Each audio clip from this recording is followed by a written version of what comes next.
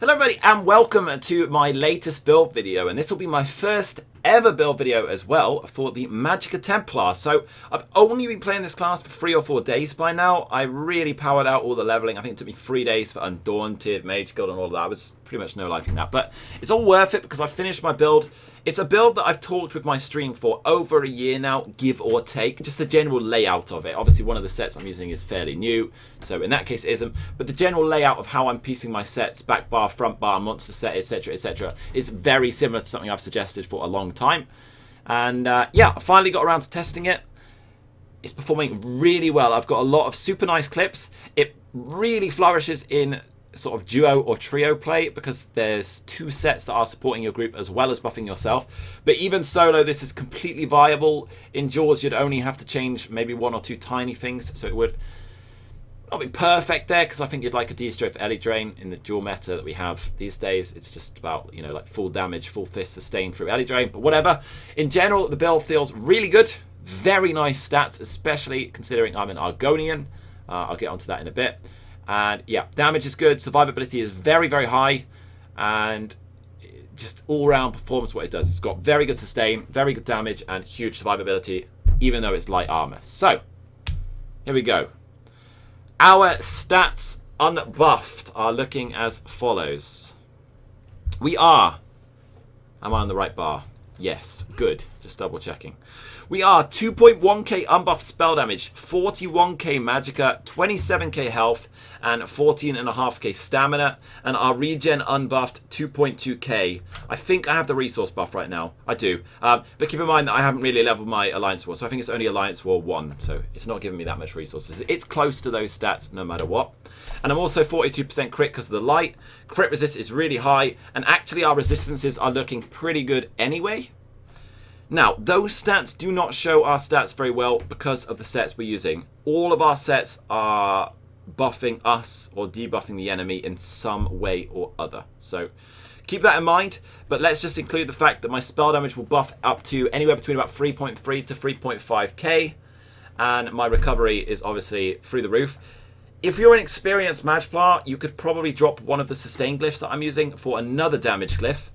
I don't honestly think you need it. I feel my kill potential is there for pretty much anything anyway, unless they're just running a turtle build. So, personally, I like to over-sustain. I play a lot of open world solo, and I need that sustain for getting around, whatever.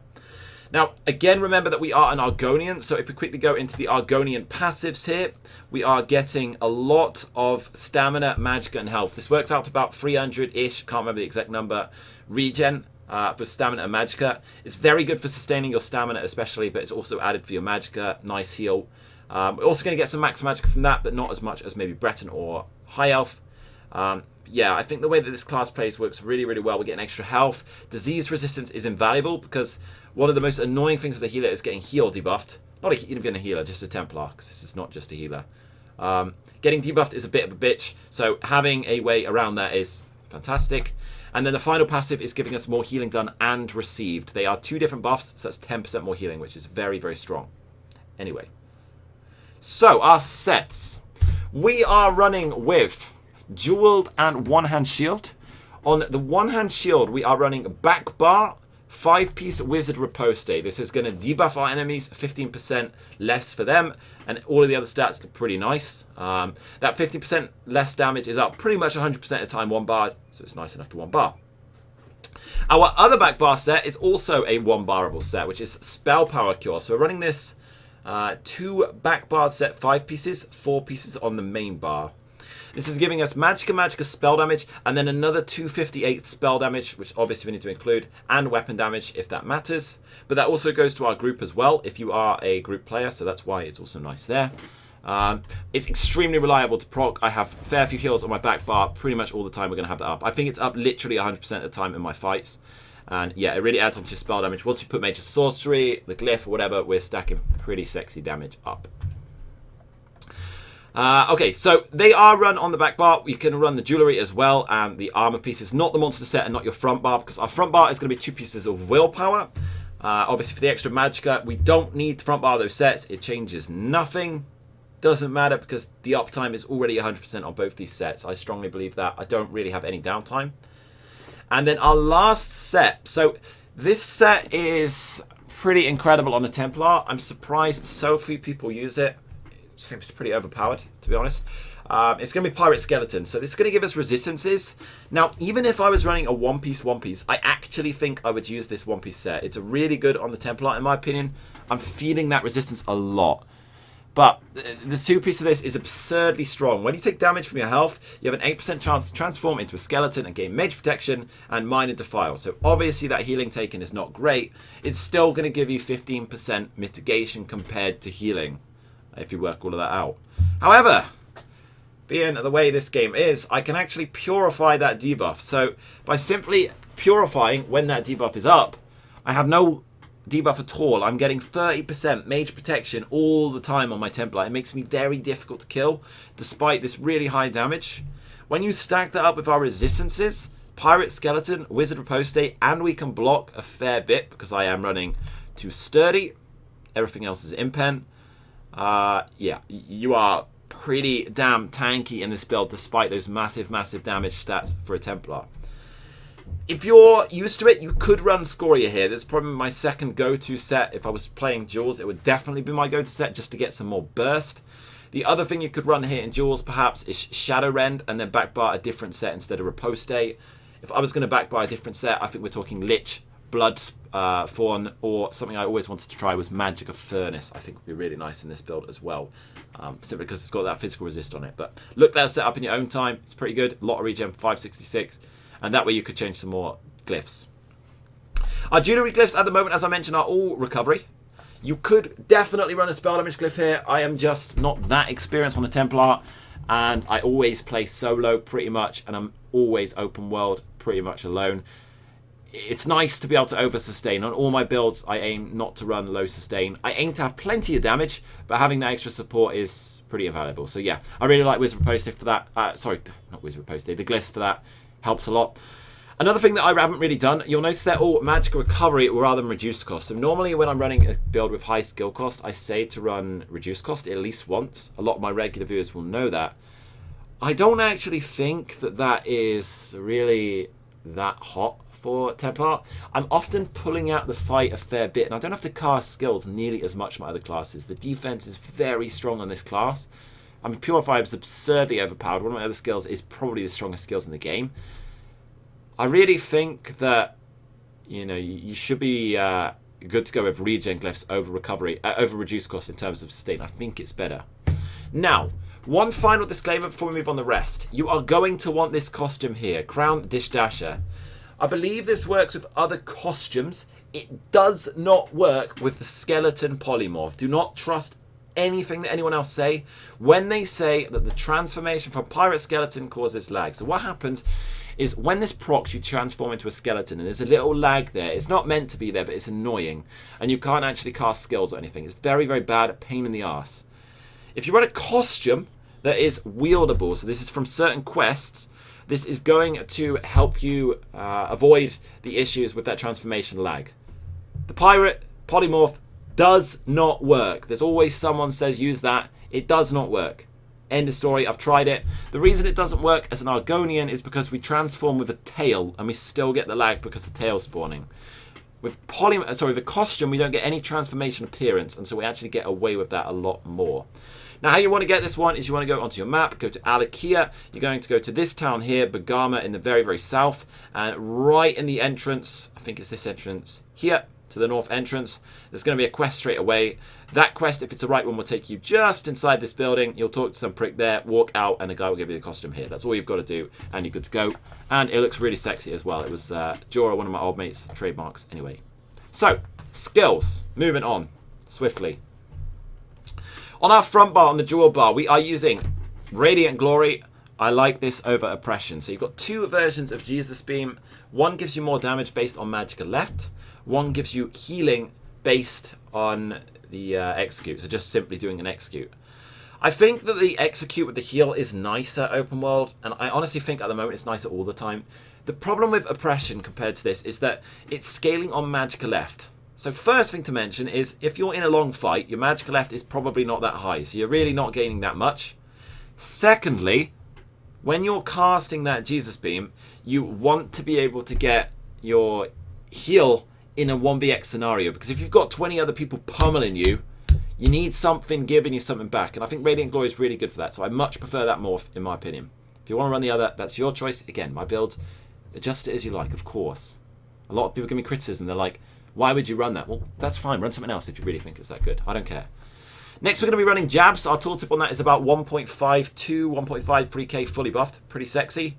This is obviously our spammable, big heal, big AoE deeps, very, very strong, and it's blocking our Adric burning passive, really strong. Inner Light is going to give it our front bar crit, extra Magicka, happy days, more damage. This is one of the classes that I think gets away with it a fair bit because you're not really got that many essential skills. You've got quite a bit of adaptability, and I think Inner Light's worth the slot. We're running Backlash. This is Purifying Light Morph, the Magicka Morph. I mean, this ability is stupid. It definitely needs changing. It should not store your group's damage. But solo, it's pretty balanced, I would say. At least the Magicka Morph. Stamina, maybe a bit strong. Essentially what this does is it stores the damage that you do and then bursts it out after some time. So you want to try time that in with your ulti as that explodes, or just before you want to ulti. That way you get a bigger explosion. And then you want to go for the beam with our other skill that I'll come on to soon. And then we have Entropy, last but not least. This is going to give us Major Sorcery and a nice dot. So, yeah, really nice skill there. Nice bit of healing. And you want to run the one with extra health. You're not really getting much from light attacks. Not very much point. Last but not least, front bar ulti. I've tried a few ultis here. In the end, go for what you're happiest with. I'm liking Crescent Sweep right now. I'm pretty undecided. Dawnbreaker's nice. I think Meteor's a bit shit. The other morph of this is pretty nice. Nova's not very good. Healing's not very good. I think, generally speaking, you're between Dawnbreaker, Crescent Sweep, and Empowering Sweep for the right ultimate choice. So Empowering Sweep is the other morph, the Magicka morph, actually. And that's going to give yourself 15% mitigation for 10 seconds and 4% mitigation for every target you hit with the ulti, as well as good damage. This one, however, even though it's physical, so we're getting a bit less benefit from our CP, is going to give us 66% more initial damage for enemies in front of us, which is quite a large chunk of burst. And it doesn't really matter that it's physical. It sucks because we don't get benefit from CP, but the way that ultimates work these days is they scale off your highest stats. So you're actually still going to get a big damage on there, and it's very, very nice. The reason I prefer this at the moment to Dawnbreaker is because we already have a really brilliant CC. I think it's the best skill in the game. And we are, you know, we don't really want to be waiting for a Dawnbreaker as much. I think that this is hitting pretty much the same, but has way more spammability, so you can keep offense pressure significantly higher. Anyway, another really nice thing about this, by the way, same as jabs, is because it's got that dot at the end, an additional blah blah blah damage for 2 seconds every 6 seconds, is we're going to get more procs on this thing, which I've learned by playing Templar a bit is very valuable. Burning Light. Most of your DPS is going to be from this. You're getting a really large damage, and I've even considered finding a slot for Blazing Spear against stamina mega tanks who just sit on top of you all day spamming heavy attacks and not really doing damage. But yeah, I couldn't really concern it because I just kind of ignore those builds. They're not really worth the time. On our back bar, we are then running Vampire's Bane as our second ability. Big boy dot is going to give us our snare, and it's going to be making sure we keep our crit on our back bar. You could actually put this on either bar, by the way. I should disclaim that. It doesn't matter since it gives you crit when you cast it rather than being on your bar. But I like it back bar anyway. I think my other skills are better off on the front bar. We're then running Honor the Dead. I like this morph more than Breath of Life, but if you are running in a Zerg, bang Breath of Life on. There's no reason not to. For solo or very small group play, I think Honor the Dead's nicer. You've got a bit more sustain with that. It just gives you a bit more space because if you're not spamming heals, you're getting most of the cost of that back. 60% is a chunk, and it becomes a pretty cheap, powerful heal. Next, obviously, one of the most strong skills in the game, Extended Ritual, Purify, whatever you want to call it. Pretty ridiculous. You cast it and you lose 5 harmful effects. That's incredible. And it's also not a bad little heal over time at the same time. But yeah, I mean, that cleanse is absurdly good. What makes this so fun to play, this build or this class, is that you can purify cost poisons. So when I get the XV1 cost poisonous, I have a counter. Brilliant. I love that. But it's a brilliant skill. You got to run that. And last but not least, Channel Focus is a resistance buff. It's also going to give us a lot of Magicka back over time. 120 every 0.5 seconds. Just make sure you're either casting this again every 8 seconds or returning into it every 8 seconds. Now, final thing, I am a vamp, so I actually went Vamp, not for the recovery, I could sustain without it, and not for the resistance. I think you become squishier these days by going a Vamp, because there is a lot of Magicka using fire, especially DKs and things, as well as Dawnbreaker 24/7.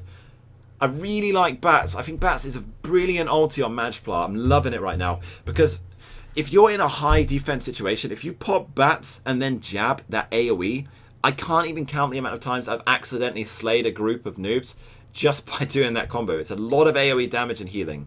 I really like that. Yeah. But final skill to mention, if you are not running this skill on a Magplar, it's time to retire. I think you should probably quit the game, because this is the best skill in the game right now. It is broken overpowered. Any Zeus guys watching this, I'm so sorry. Any other Templars, this skill needs a nerf. It's too strong by miles. Total Dark. So this is another morph of Eclipse. This is ridiculous.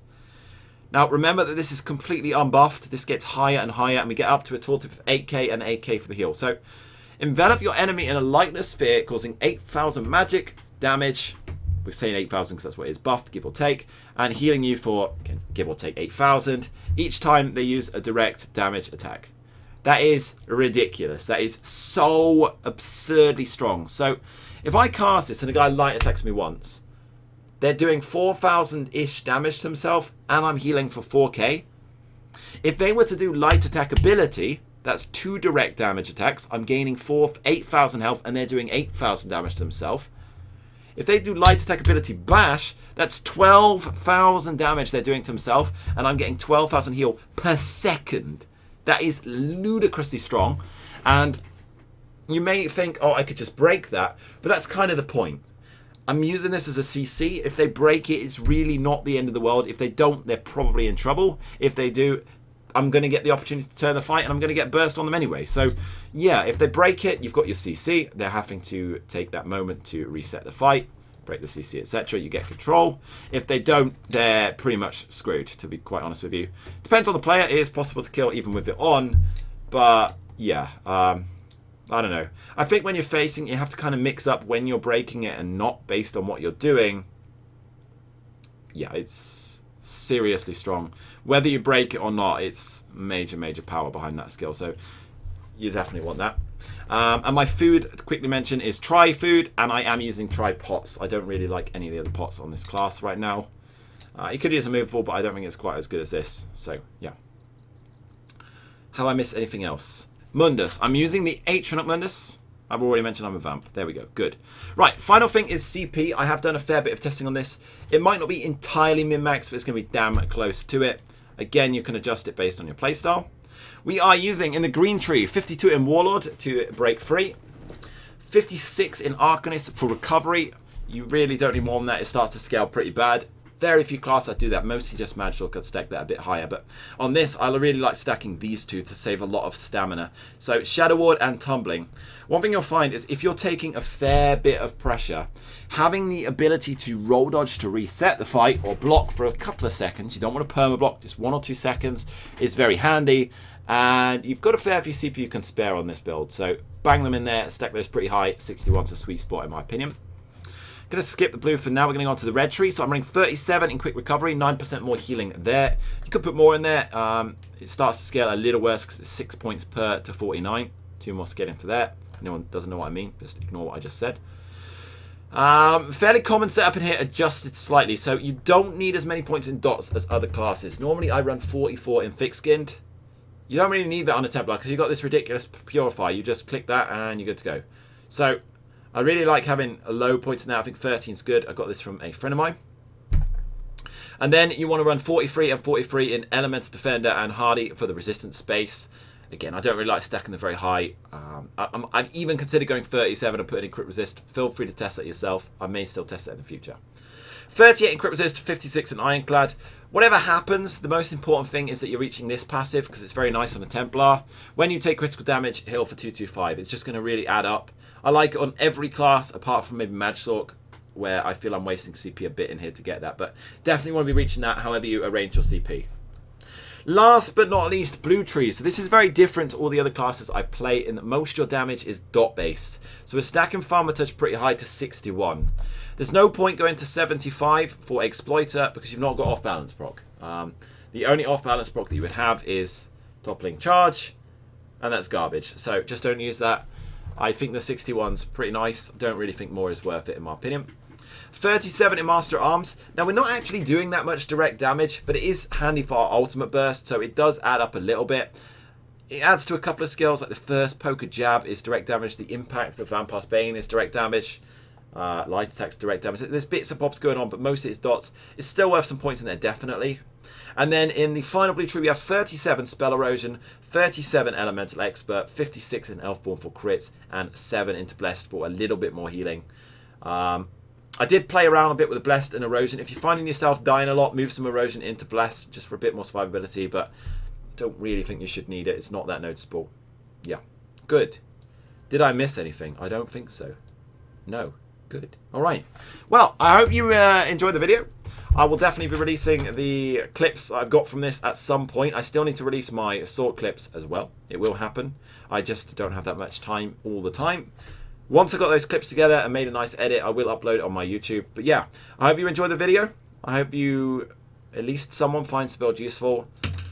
If I was to say whether I feel this class is easier or harder to play than Magicka and Magblade, especially, it's significantly easier there. Magsork, closer, I guess. But yeah, I'm loving it. I'll be playing this a fair bit recently because it's pretty sexy to play. And yeah, enjoy the build and see you again.